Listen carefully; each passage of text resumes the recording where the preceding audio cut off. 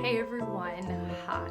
Welcome back to my channel. Today I'm going to be talking about what I'm planning on reading for NonFiction November. Now, if you're new to BookTube and you don't know what NonFiction November is, then it is my pleasure to say that NonFiction November is an online initiative, and we'll get into some details, encouraging readers to read a little more nonfiction than they normally would.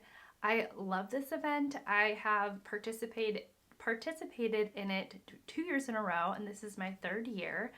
And I'm excited to tell you what I'm planning on reading.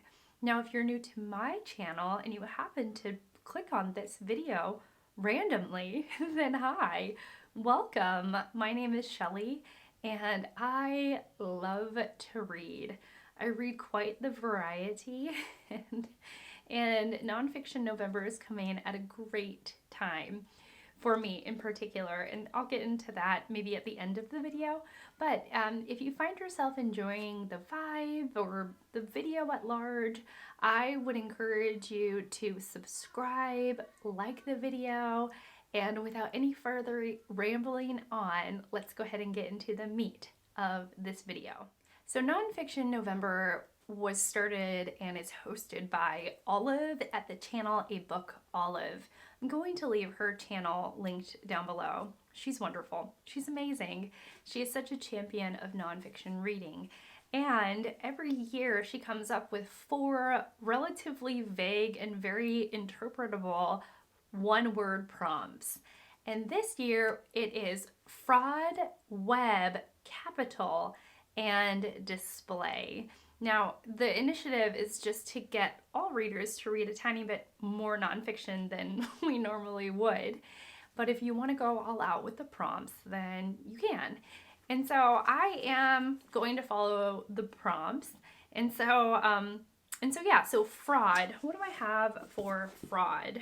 One way Olive said that we can interpret fraud, and I like this idea, is that this idea that a reader is reading so outside their comfort zone that they feel a little bit of a fraud reading about that topic. Now, I am not in the business of reading about oceanic life or consciousness of oceanic life. So I feel like a bit of a fraud when I say I want to pick up The Soul of an Octopus by Cy Montgomery.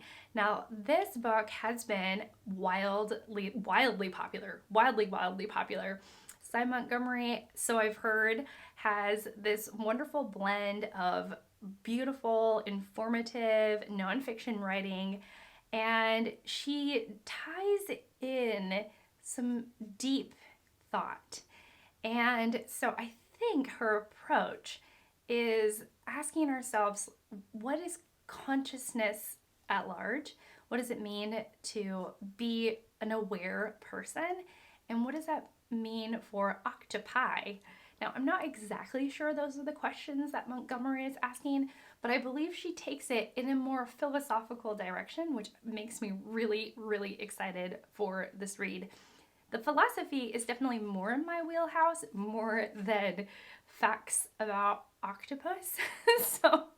So I'm excited to read this. I did dip my toe into this a few months back, and I liked the few pages that I read. I get distracted, and so as what happens, I got distracted with The Soul, not with it, I got distracted away from The Soul of an Octopus, so I never actually read more than a few pages, but I'm excited to dive into this. Next up, I have something that will fit more with the term web, and it is a Victorian book. It is The Life of Charlotte Bronte by Elizabeth Gaskell.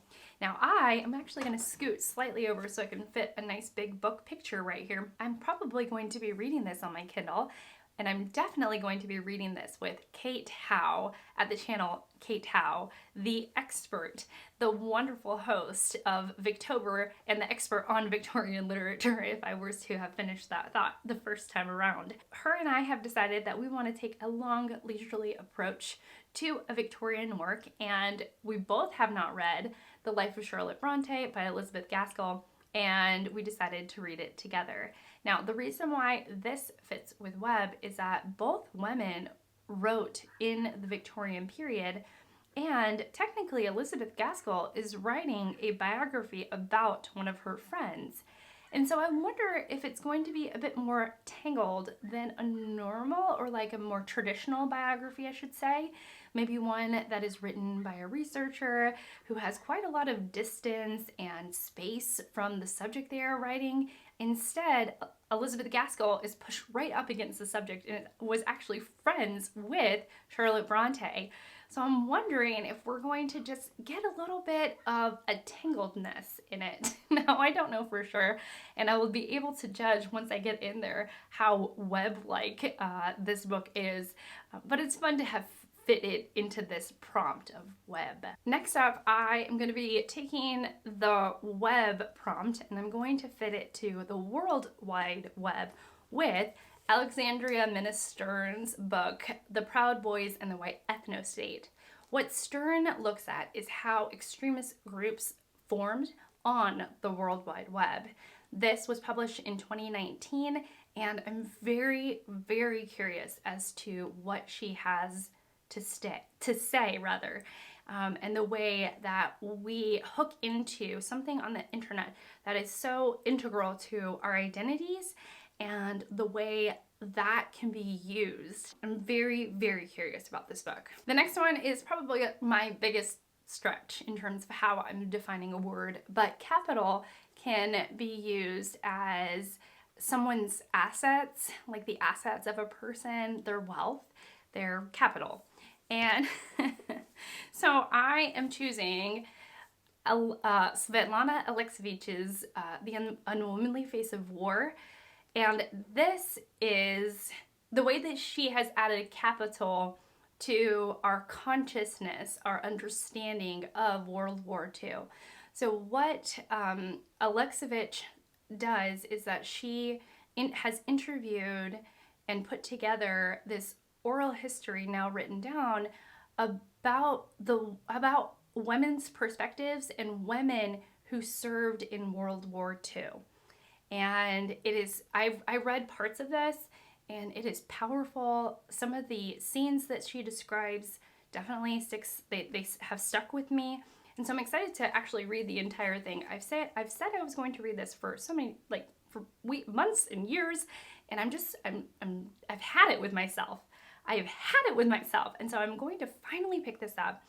And I think that considering that Svetlana Alexievich has given voice to, I think, perhaps people who are typically silenced or voiceless on certain topics, I feel like in a lot of ways she has helped us with our wealth of knowledge and added capital to our knowledge about certain subjects. And in this book particular, it's going to be our knowledge of World War II.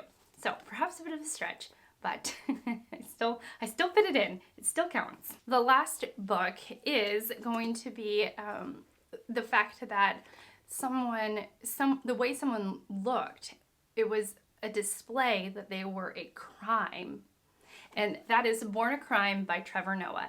So his mother is a black South African woman and his father is a white Swiss man. And in South Africa at the time that Trevor Noah was born, that union was against the law. And so he is a display of a crime. And I'm excited about this book. I've heard such wonderful things about it. It's sort of like a celebrity memoir gone right. I'm not usually one to read celebrity memoirs in the least. It's probably my least read genre.